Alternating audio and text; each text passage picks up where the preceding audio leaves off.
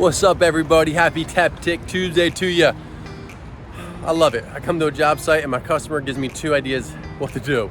First one came up. He goes, Ryan, I love your machine. I'm like, what's the issue?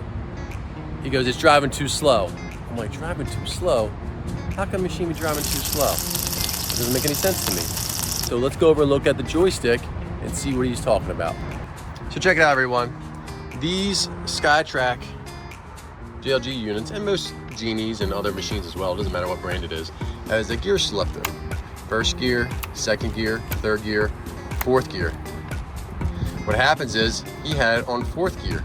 That's basically starting your car in a 6-speed in 6th gear. It's not gonna work.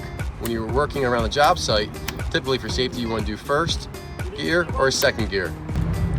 I hope this week's Tech Tip Tuesday will help you when you're selecting your gears. Keep it in first or second around the job site.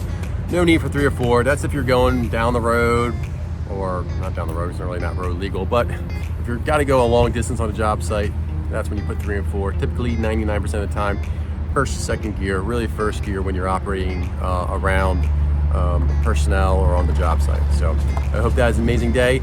Let me know how it can be a help to you and your team. Give us a call. Also, make sure you do your pre-op inspection and your lift plan review before you get on the machine. Have an amazing rest of your day.